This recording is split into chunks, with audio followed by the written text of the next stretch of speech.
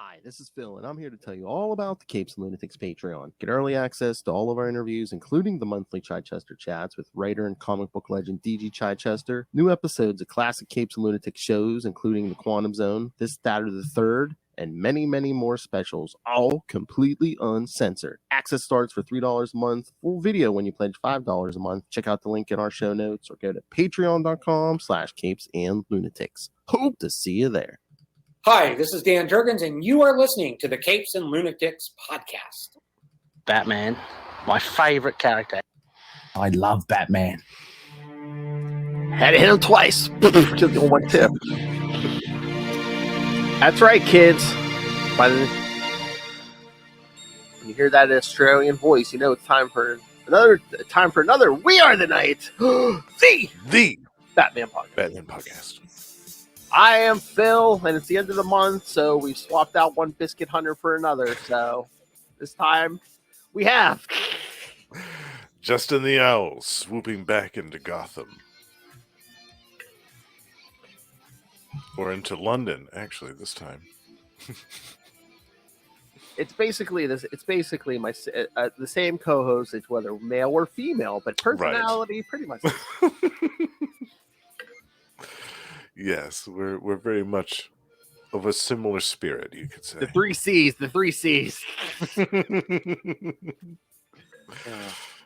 Comics, cannabis, and cock-a-doodle-doo.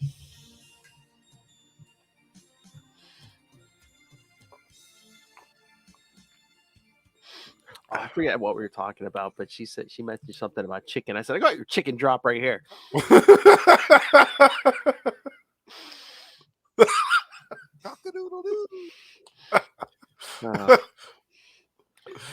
Well, that escalated. All right, kids. Yes, Justin is here again because, yes, we're back to Nightfall, and this time we're talking Knightquest, The Search. The Search. We're switching gears this time. We're back to Bruce. Yes, Batman Shadow of the Bat 21 through 23. He's tracked his girlfriend and his and Tim's father to England, which we haven't seen since we covered Justice League Task Force. Yeah, it's been a minute, hasn't it? It's been a while. And they were down in South America during that story. Yeah, Santa Prisca. Yeah, Santa Prisca. So from South America to London, we're tracking all across the globe here. You know, Santa Prisca, the Matterport of the DC universe.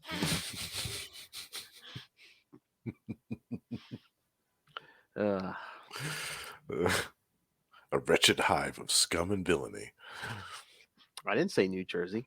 Me a little joke every time it's like you mention New Jersey, we're like that wretched hive of scum and villainy. Well, every country has to have one. America has several. Yeah.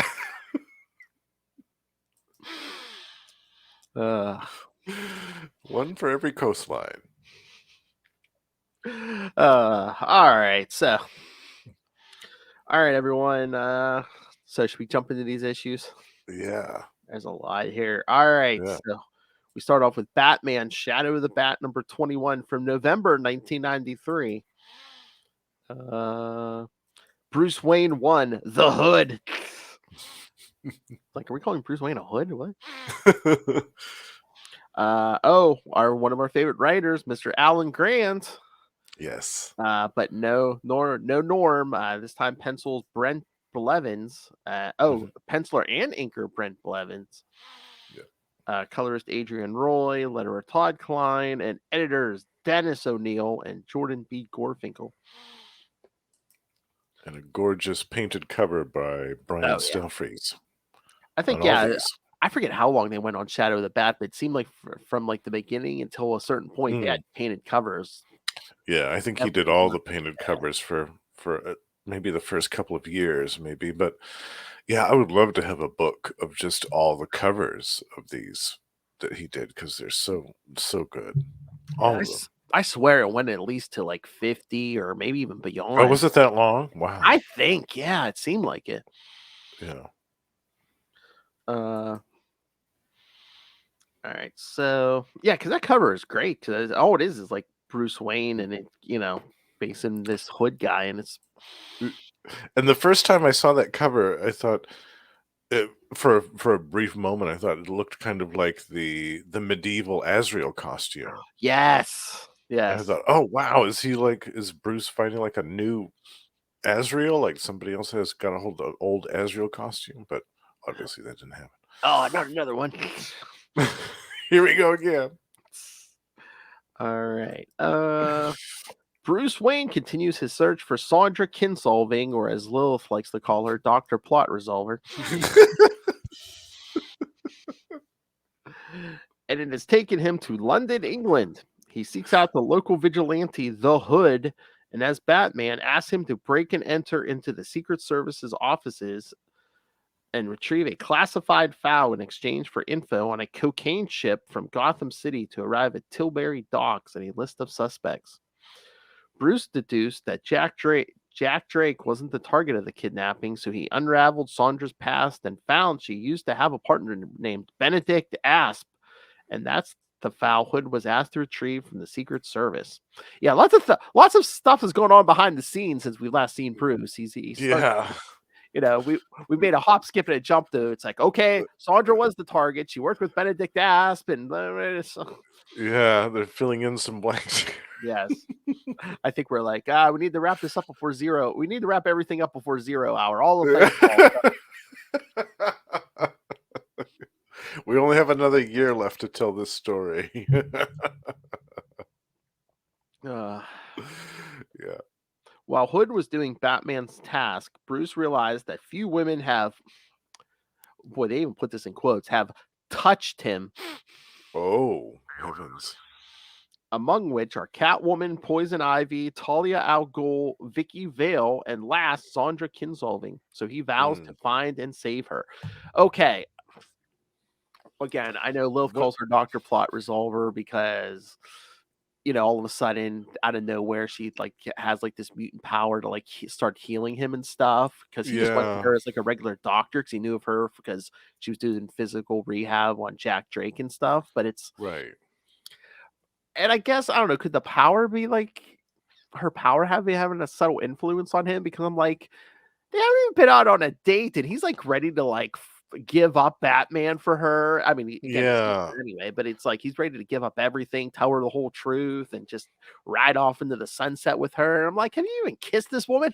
Yeah, he's putting her up on the same pedestal as Talia Yes. and Catwoman, and he's known her for how long? Maybe less than a year, or a year in comic book terms. And yeah, the thing with the power, where did that come from? There was no explanation of that beforehand. Before I read this issue, I thought that she was just a scientist that had dabbled in experimental techniques to help people walk again or things like that. I had no idea that she had some type of extrasensory power where she could touch somebody and just kind of heal the wounds, and then they try to use her ability as a weapon. What is this? Yeah, it seemed like there was a lot that we didn't know about that was just kind of filled in here. Again, was this a last minute change again to expedite stuff where it's oh yeah, we need him fully healed by the time 0 hour rolls around? Yeah. So yeah, in that regard, Lilith is definitely not wrong. She is Dr. Plot Resolver, MD. Yeah. Again, I'm I don't think he ever saw her outside of in any social situation. I think it was always like a doctor's appointment. And all of a sudden he's in love with her. I'm it has to have something to do with his powers. Yeah. When did this romance blossom? They never had time to spend any time together. Yeah.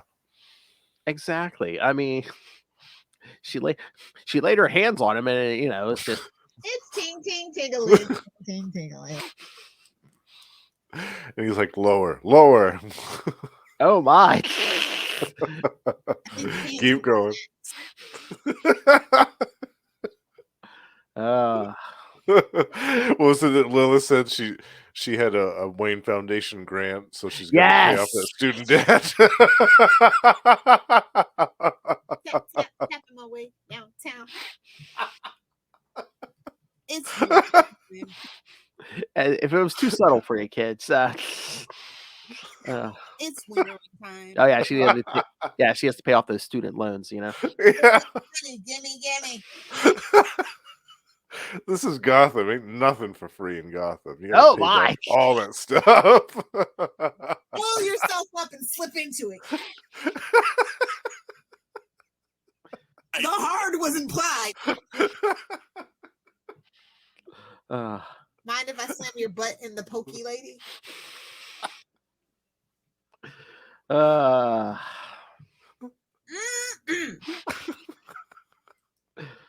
your booty. All right, so that's where we're at. Meanwhile, Shondra was trapped inside Monkley Hall, an old building owned by Benedict Asp, and forced by him to use her healing powers in order to avoid further punishment towards Jack Drake. Shondra is forced to heal a deep cut wound self-inflicted by one of her captors, while Benedict Asp amplifies her healing powers so the wound closes almost completely in a matter of seconds. This activity was monitored by Colonel Vega from another room with some equipment that received the telekinesis waves and reverted them, so instead of healing, the activity would kill the target. That result was verified using a lab mouse that died instantly after the exposure to the sonic waves. When Hood finally delivers the file to Batman, it is revealed to Bruce where Asp is living currently and decides to go to Monkley Hall. So there is going to be a hunt ball at the place, and is the perfect occasion to discover where Shondra is. Go to the ball, kids. Mm-hmm. I'm gonna get fancy. Did you ever hear that old joke? What did Cinderella say when she got to the ball?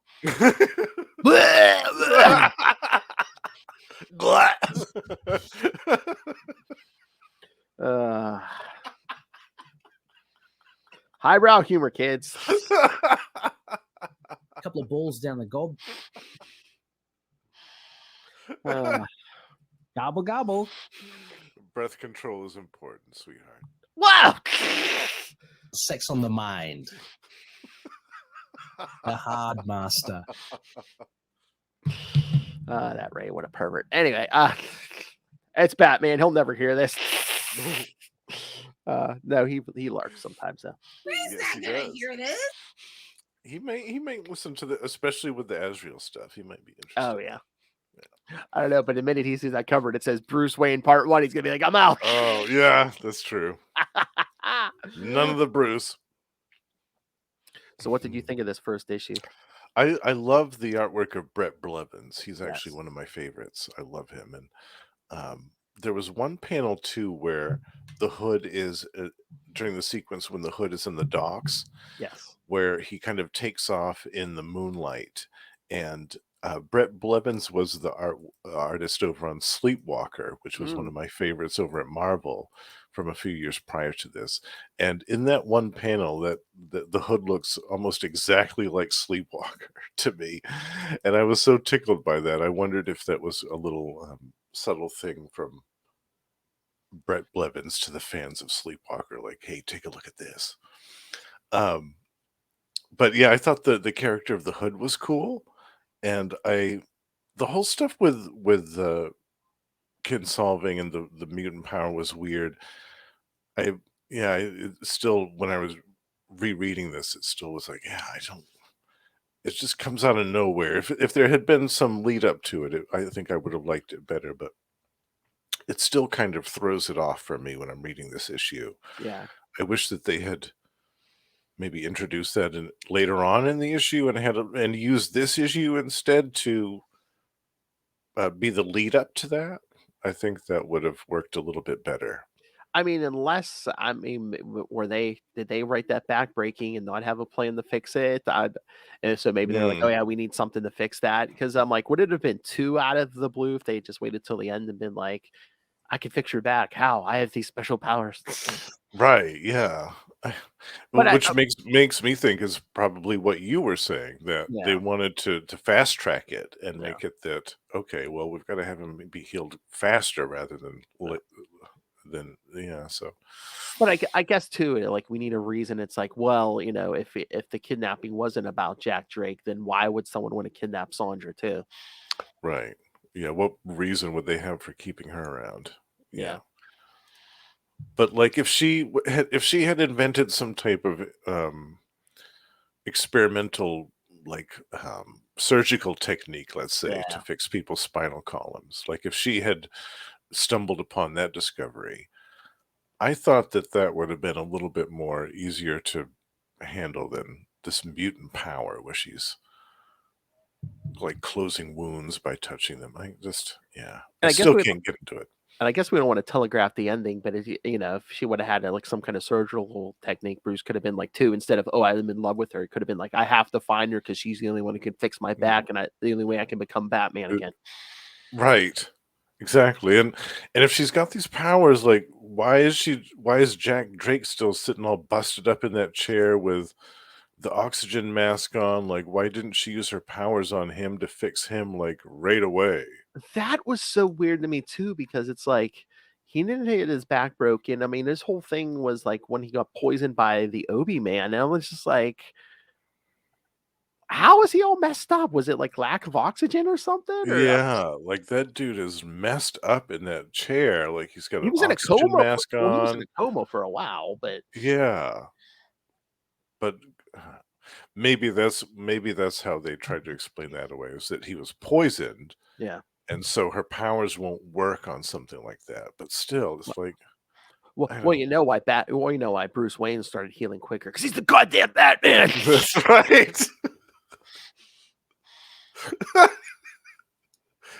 He wanted to do it for her love, for the love of Dr. Shondra No, he Kinsolving. thrives on pain. I do like that scene in the beginning, like when he's like facing the Hood and he like has to prop himself up against that pipe. And Yes. Hood's like, "How do I know you're really Batman?" He's like, "I trained most of my life to fight." He's like, "You want to try me?" Yeah, you want to try me? And Alfred's over there with his hand on his forehead, like, "Oh no, please don't." Alfred's just doing the Picard meme. He's just like, "Oh no." Yeah. I also liked the part where Alfred had the costume on. Oh yeah, because when Hood brings the information back, Yeah, we see him get the drop on Batman, rip the mask off, and it's Alfred. yeah, it's Alfred, and he gives the whole Cockney accent, the English Cockney accent. Yeah, Oh, I big love that. gentleman paid me to get this for him. Thank you, sir, and God bless. You're a true knight of the night, no mistake. I mean, I at love it. least it makes sense. Alfred can pull that off because, well, one, he's an actor, but two, he is from He England. is So it's like, English, yeah, definitely.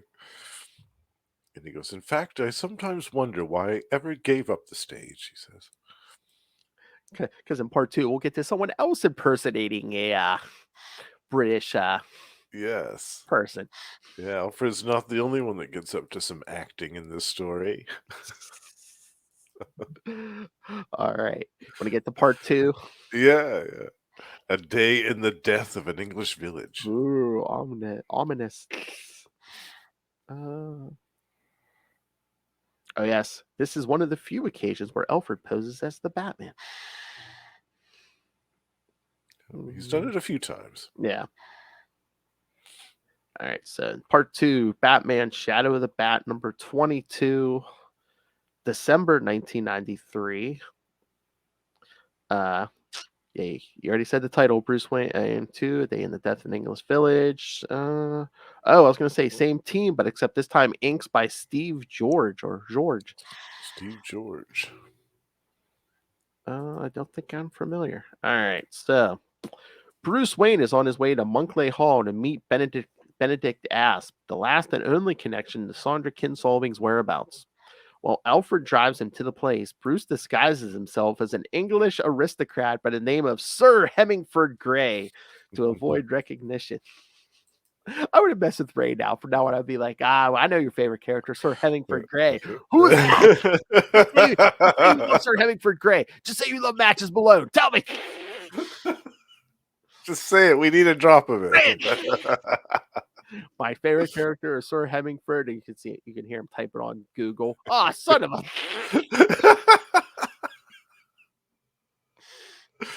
Make sure to Google it before you say it, right? No. My favorite character is Sir Hemingford. Ah, crap.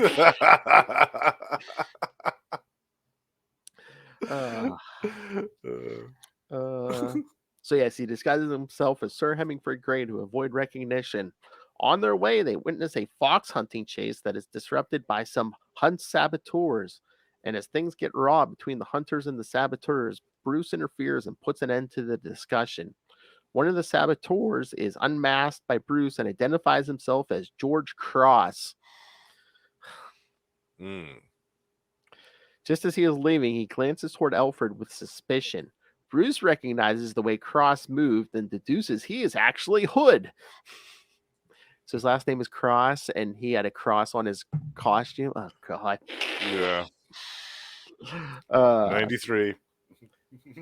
Yes, Bruce recognized him as Hood, the British vigilante. Hoping that Hood didn't recognize Alfred or that he has not read The Foul and Asp, they continue on their way to Monkley Hall.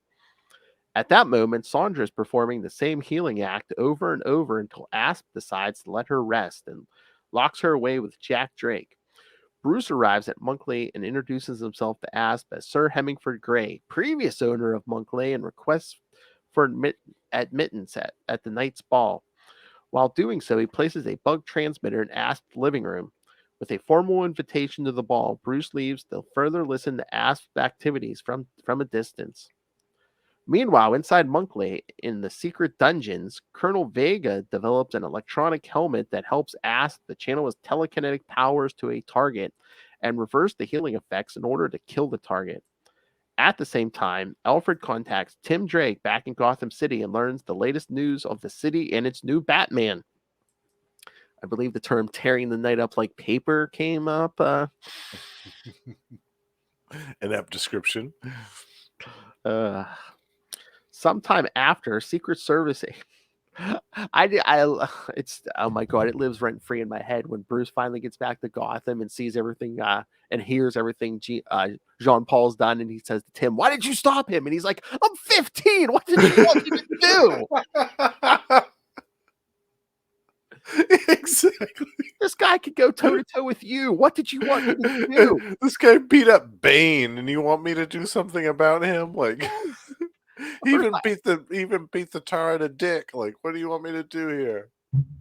The first time he met, he went toe to toe with you. What did you want me to do? I haven't even conquered puberty yet. You want me to beat a programmed assassin? Okay. So good, yeah. Sometime after, Secret Service agents arrive at Monkley Hall to tell Asp that his fowl was stolen and demanded demonstration of the experiments Asp has been working on with the Secret Service's money. This is monitored closely by Bruce with the transmitter and by Hood with some binoculars, giving away that he has read the fowl he stole before he delivered it. At the time of the ball, Bruce arrives and starts looking for the secret entrance, but with no luck. Asp is in the dungeon giving the demonstration he was requested. He and Shondra perform the healing act once more, but this time Asp uses the helmet designed by Vega and focuses his mind towards the nearest village, killing everyone immediately. After finishing the demonstration, he takes Shondra outside for a walk. Bruce sees the woman he loves and goes to talk to her, but as he is disguised or she doesn't want to put in jeopardy Jack Drake's life, she denies knowing the man and asks to be left alone. The Batman, cock blocked. Yeah. First time for everything, right? Oh. All right. That's odd. Despite being part of Knightquest, this issue wasn't included in Batman Nightfall Volume 2 Knightquest collection. Yeah, so yeah, some of the Knightquest, the search stuff wasn't included in that collection, which was kind of weird. Yeah, I guess they were focusing on Jean Paul, I guess, but yeah, the Crusade. yes. Yep. I have these floppies, but yes, kids, it is also on DC Universe Infinite app. So yes, yeah. So we did mention you pay us sponsorship money. That's right. That's right. All right, what did you think of part 2, Justin? I like this one. I especially love the part where the dude broke up the fox hunt because I Yes. hate fox hunts. I think that's horrifying shit, and I still can't believe that it's being done somewhere in some parts of the world. But anyway, I'm so glad that the dude broke that up, and he was spraying the fox scent on the guy so that the dogs started mauling him. I thought that was great. I love that part.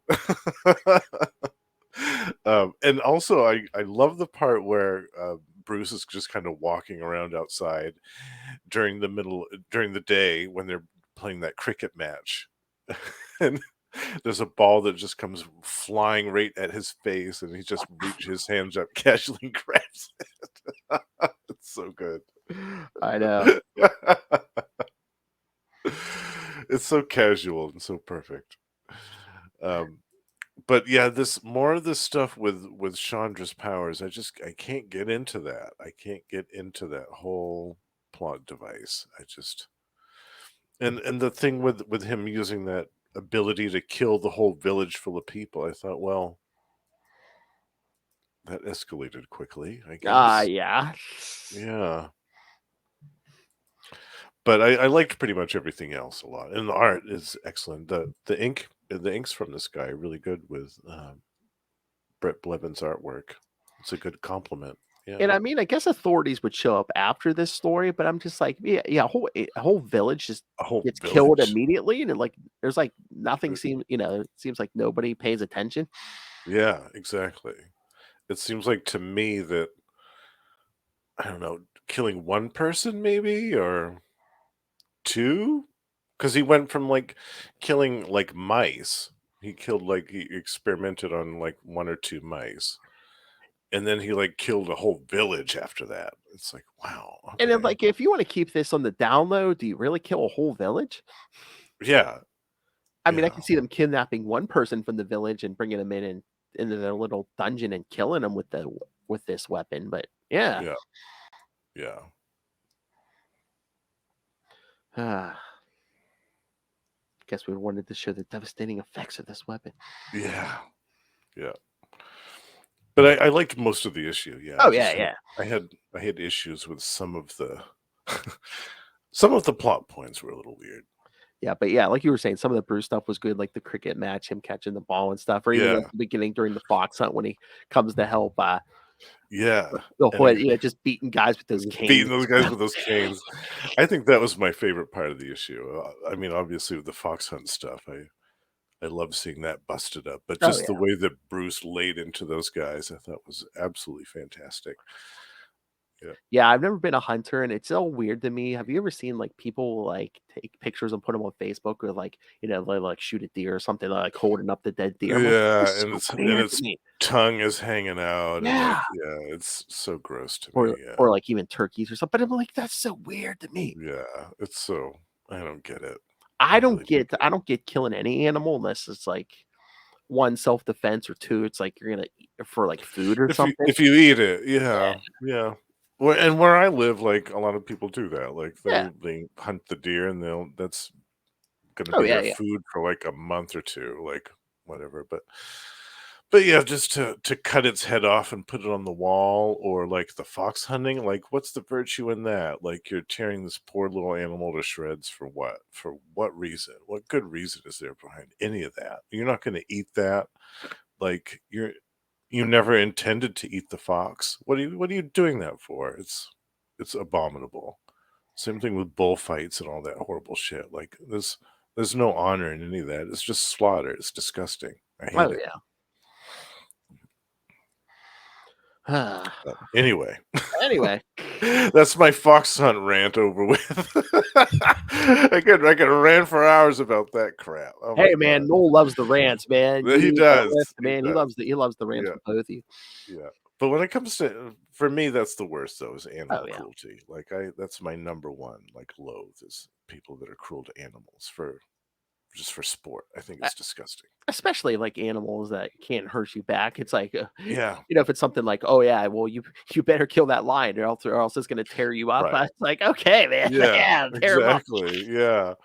But like a fox, like how's that going to defend itself against guys on horseback with this horde of hounds? Like, yeah, it's disgusting. I hate it. But anyway, Well, I think it was part of this speech too. Alfred was like giving Bruce in the beginning. It's like, the lords and like the people Mm. used to have like a more beneficial relationship, but it's like, now the people don't care because the lords don't take care of them and stuff, and it's just Yeah, they just selfish and yeah. do whatever they want and kind of piss all over the rest of the village. Yeah.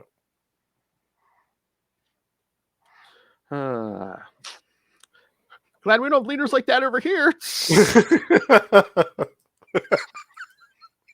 Yeah, it's so different over here.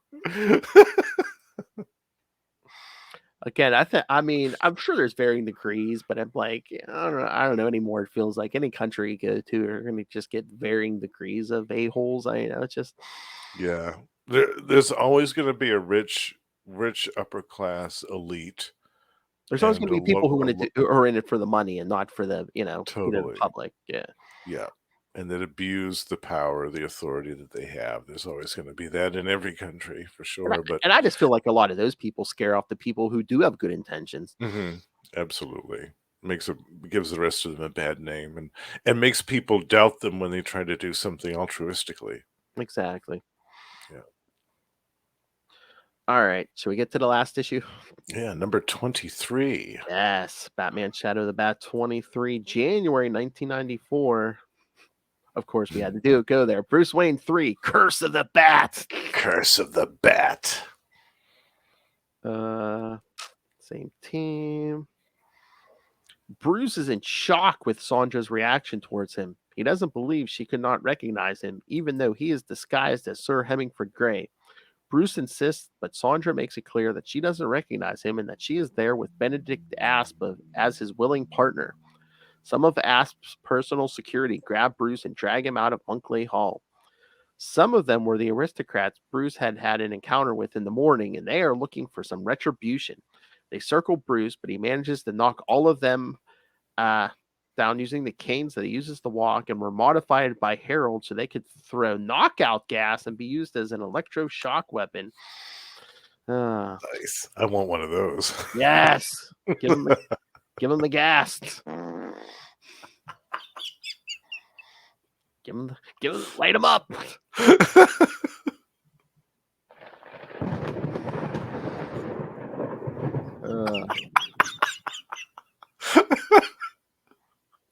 And yes, nerds, I know that's thunder. Don't write in.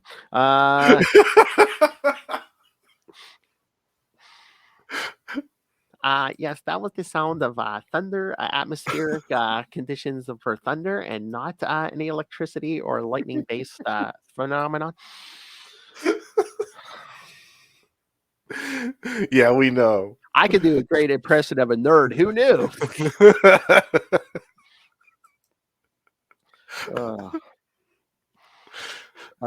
But yeah, once Bruce gets rid of all of them, he's unable to decide what to do next. In the Monkley village, Colonel Vega and Yuri are seeking among all the population's dead bodies one to take back to Monkley Hall when they see Hood approaching them. They hide in some trees and ambush Hood.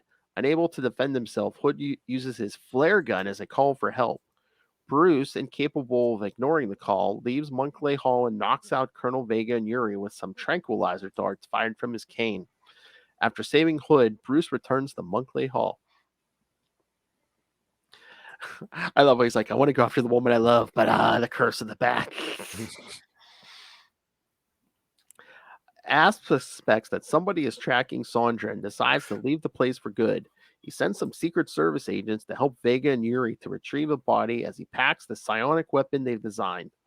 Then he leaves Jack Drake to die in a cellar, knocks out Shondra, and drags her to a secret escape route. When Bruce arrives to Monkley Hall, he finds himself against the Secret Service agents. With some help from Hood, he enters the hall and finds it utterly empty except for an agonizing but still alive Jack Drake. After calling an ambulance for Drake, Bruce heads out of the hall just to watch Asp leaving the place in a helicopter with Shondra by his side. The Secret Service agents are tied down, and Hood explains to Bruce that everyone in Monkley is dead. Bruce fears for Alfred's life and heads for the village, finding dead bodies everywhere. When all hope is lost, Alfred appears out of nowhere and explains that he had gone to take a walk out of the village. When Alfred catches up on events, he decides not to tell Bruce the troubles of the new Batman in Gotham City. Yeah, I might want to save that for another time. I don't think those knockout canes are going to work on Jean-Paul Valley. Yeah. Tranquilizer darts. After all the events, Hood approaches Alfred and tells him what a privilege it is to work with the Batman, and that they may rest assured that he will not tell anyone the Batman's secret. Bruce is thinking of all of what just happened and feels betrayed. He thinks he was fooled by Shondra and that she had planned all of the scheme. He solemnly swears to find Shondra and bring her to justice. Oh yeah, it's funny. Hood's like, I won't tell anyone Batman's secret that he's actually Sir Hemingford Craig. The secret identity is revealed at last. And who knew it was a British guy who'd been living in Africa for however many years. Oh, I know. How many times did he repeat that? Was followed by a rogue elephant. If A you rogue bull trampled me in the outback.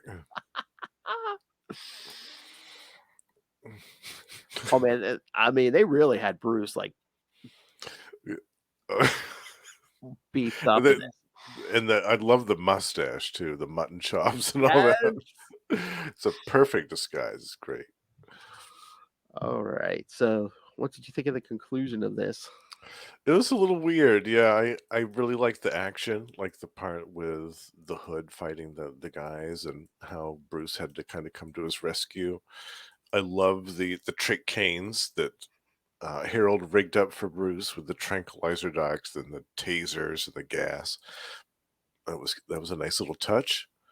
But again, the whole thing with the Shondra is weird. Like him hollering at the very end when he's hollering at the sky, like, I swear on all the lives of all the people that died tonight, I'll bring Shondra Kinsolving back and all this. Like, where did this all come from, Bruce? Like, how long have you been holding on?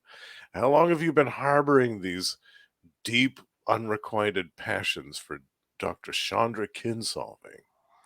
Well, again, the guy should have been in therapy since he's been 8. So, I mean, yeah.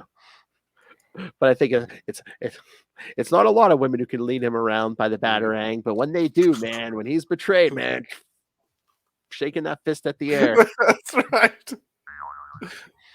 Now it's personal. That is I know that last page is something else. Him in those mutton chops and it's like a tuxedo, shaking his fist at the air. And he's huge. Standing in a graveyard. He's massive in that picture. He looks holding onto a cane. Yeah. But again, I also have a problem with the whole village getting killed off by the test of this device. Like, the dude went from, in one issue, he went from killing one mouse to 2 mice in the next issue, and then a whole village. Like, I just My problem is Alfred survives because he took a walk outside the city limits. Okay, yeah. The machine knew the city limits, Yeah. He took a walk in the woods, apparently. Yes. Like, he's just like, it's a brilliant night for a stroll out in the woods, I guess. I was away from the building, so it was fine. Yeah, and then why is the dude gonna go into the basement and just rip the mask off of Jack Drake and just let him die? Like, why? Like, I mean, I get that he's cruel and he's an ass and all this other stuff, but no, an asp. Asp. He made a real asp of himself. What an asshole. Ah!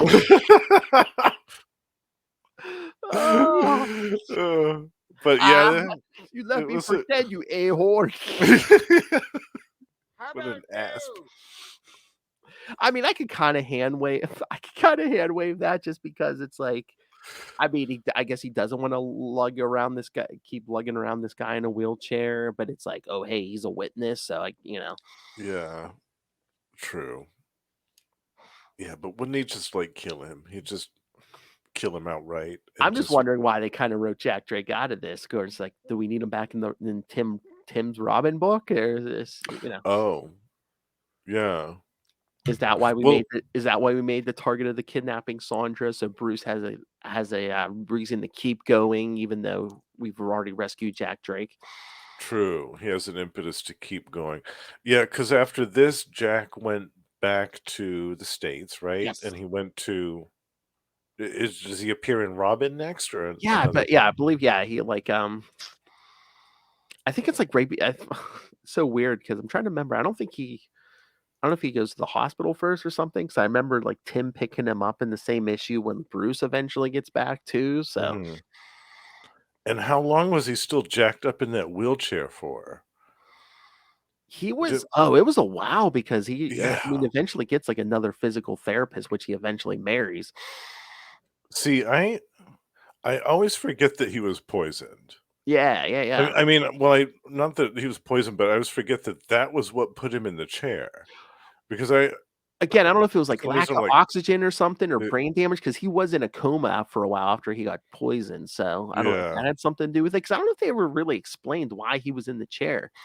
yeah, I always forget about that he was poisoned initially, and that was what Yeah. put him in that chair. I always thought that he like was run over or something, or was thrown down some stairs or something. It was just I mean, my memory implanting things for me. But unless it was just like a nerve toxin or something. I don't know, mm, but I'll have to reread that yeah. Obey Man story because it's been a hot minute since I've read that and I forgot. But yeah, I always forget about that he was poisoned, and that's what jacked him up in that chair for so long. It was like a year that he was in this chair. It's Yeah. like, wow, what did that man poison him with?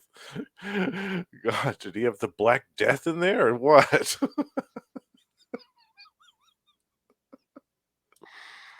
Ugh. Tuberculosis? We're gonna give Jack Drake tuberculosis.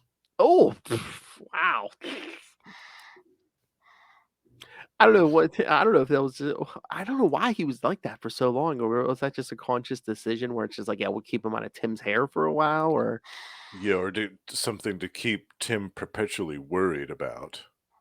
or it's like, should we kill him off? I don't know. We already killed off the mother. Let's wait a while. Yeah, yeah. We'll wait until Identity Crisis, and then we'll have Captain Boomerang kill him. Great idea. Yeah, 'cause they played it up as different for a while. It's like, oh, hey, here's a Robin who, has like a living parent for once. Yeah, and I liked that, to be honest Yeah. with you. I thought that was refreshing, and I was bummed when they killed Jack off in Identity Crisis. I was like, "What? Why? What? I know What? Why? Like what?" it wasn't even Tim's book or a Batman book. Yeah, it was like Yeah. Identity Crisis. I know. What does Jack Drake have anything to do with anything in this story and anything to do with Captain Boomerang? Identity Crisis. You dizzying whirlpool of nonsense. Anyway, we won't get on a rant about that, Phil. Oh yeah. All right, DC and their decisions. Yeah. All right. Any final thoughts on this? It's just it's too bad that the story in these ones were kind of wonky because otherwise there'd be great issues with the Hood Yeah. and with this story, but just the way that they introduced Chandra's uh, power and the whole romance between her and Bruce, like it seems off to me. It seems a little weird. Yeah.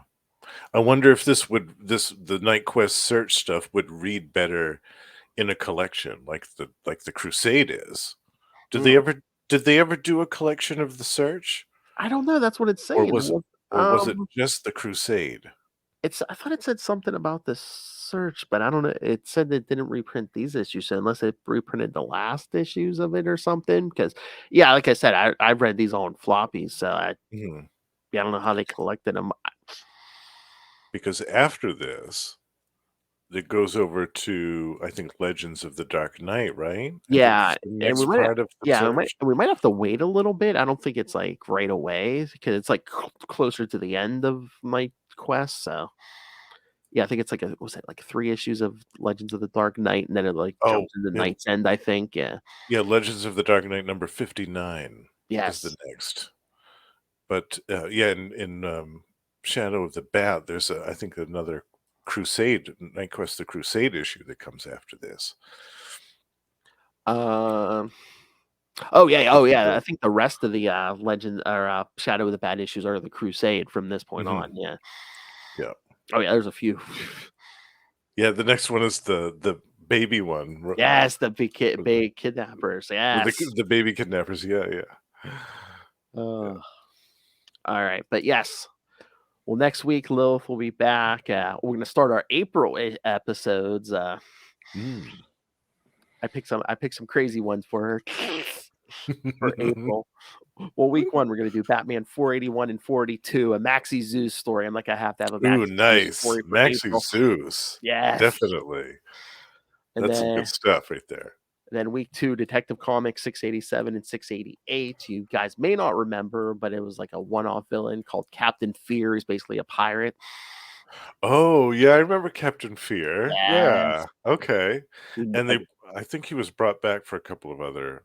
oh, was he? Because I was gonna say I don't know if we ever unmasked this guy or not. I feel like he showed up in the Spectre. Oh Maybe. Was he a supernatural character? no, he was No. basically just a pirate robbing people on ships and stuff. Yeah, no.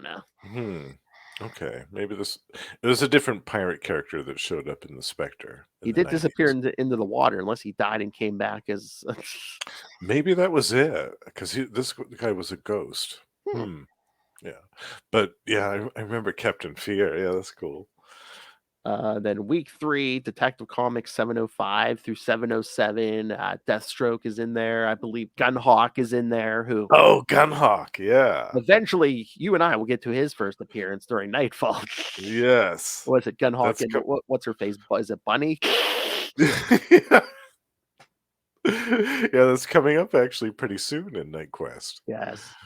Yeah. But in 1 month, when Justin returns, we're just going to do one issue that episode, Detective Comics 670, the Mr. Freeze issue. Yes. Yes. Yeah, that's a good one. Love that one. Oh yeah, I think got some guest start on that too. Yeah. Oh, the name just Yeah, who was escaped the my artist? mind, but it's oh, isn't it Barry Kitson? Like I know he was Oh, it doing might be. Superman at one of the Superman books at the time. Yeah. And this was before he did the Azrael series, of course, because he went on to do that. Yeah, it might be Barry Kitson. Yeah, I love his stuff too. Double checking out. Yes, Barry Kitson. Yeah. Oh, cool. Yeah. But you It's say been a Barry long time Kitson. since I've read. Yeah. The first thing that pops in my head when you say Barry Kitson is 90s Superman. Yeah. Full mullet and all. Yeah. Yeah, because he took over on Superman shortly after the resurrection, right? Yes. Yeah. I mean, what was it? It might have been Adventures of Superman. It was one of the Superman books. Yeah. Yeah, he's fantastic. Yeah. That was a standalone story too, right? The Mr. Freeze one. It was just that one issue. Yeah. In the Yeah, morgue.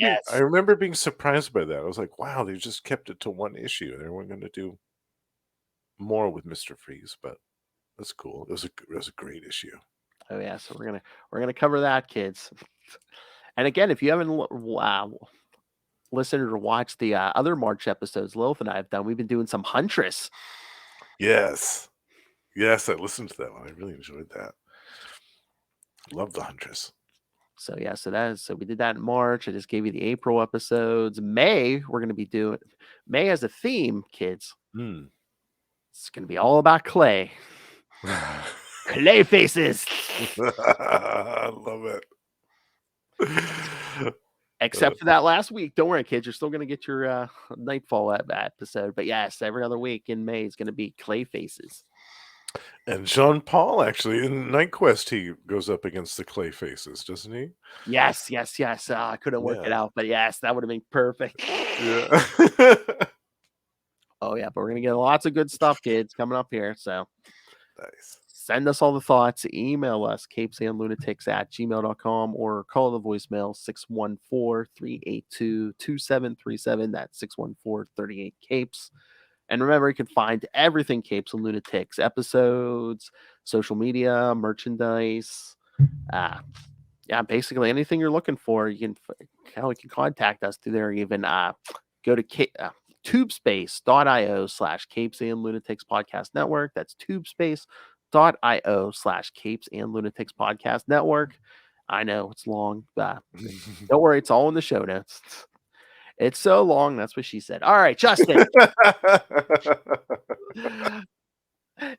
Besides your 1 month or your one appearance a month here, every week you're on Marvel Tales over on Capes and Lunatics, but also you do some other podcasts with some other gentlemen. Where can people find us? In addition to these two shows with Phil, I also co-host with my pal Russell, Gamma Charge, the strongest podcast there is, where we talk about everything to do with the Incredible Hulk and the She-Hulk twice a month. We also have Predator and Prey, a Yoja podcast, which we co-host with our good friend, the High Priest of Khonshu Ray, where we talk about everything to do with the Predator, comics, movies, games, video games, novels, and more. And we just had an intro to our podcast done by none other than Chris Hansen from Datelines to Catch a Predator. Really? Yeah. Wow. Nice. Yeah, Russell had him do an intro for us on I think Cameo. Oh, nice. It's so fantastic. I was tickled about that for a whole week. And then also my quote-unquote solo project, the Lost Library of Legends, in which once a month I will be diving into some obscure and little-known comic book series of the past, will be coming out hopefully sometime in March. Scream at! And I'll be doing a lot of that on that show. Tapping my way downtown. And that too. Talking all the biscuits. My favorite biscuit. That's right. All biscuits all the time. Oh my god. Was it Lilith mentioned Namor the other day? I said, "Oh, hold on, stop! I have to hit the button." My favorite biscuit. Absolutely, as it should be. But yeah, no, Chris Hansen, that's cool. But I'll give you your Chris Hansen and raise you a Todd Stashbrook from Picard season 3. Oh yes, aka Captain Liam Shaw of the Starship Titan, and you are listening to Capes and Lunatics. I love it. I love it. I need to get caught up on Picard. I'm so behind. Oh, it's so good. Oh, season 3 is so good. Oh, I told that's what I was saying to Lilith the other day. I said, we're friends with a Federation captain now. I love it. I love it. Got connections with the Federation. Yay. It is bittersweet though, because it's the last season. I know. Oh, I don't want it to be the end. I know, but all those people are aging, and it's like, come on. I think Patrick Stewart's like 80. I'm like, let him go. Yeah, let him I go. know. It's still bittersweet though.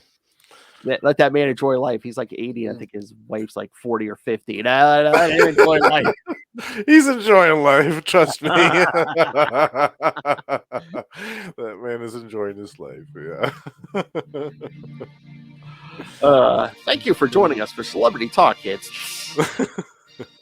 Yes, again, come back in first week of April. Wilf and I will be talking Maxie Zeus from Batman 41 and 42. Yeah. And this man right here will be back in 1 month to talk Mr. Freeze. Mr. Freeze in the morgue. Oh, yes. Yeah. One of the funniest moments in comics. I love it. It's so good.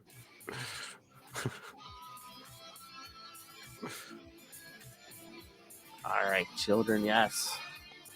Yeah, send in your thoughts to any of the things we talked about. And send in your thoughts about the Hood. Should the Hood come back? Yes. I don't think we ever saw the Hood again after this story. I think he might have, or at least a version might have showed up in Batman Incorporated at some point. Oh, okay. I don't even know if it was the same guy or not. I don't know. Yeah. All I right. think he should return. Oh, yeah. Bust up fox hunting everywhere. Exactly. All right, kids. Come back next time. Remember, join us. Same bat time. Same Bat Channel. Where the night. The Batman Podcast. And you're welcome, Ray.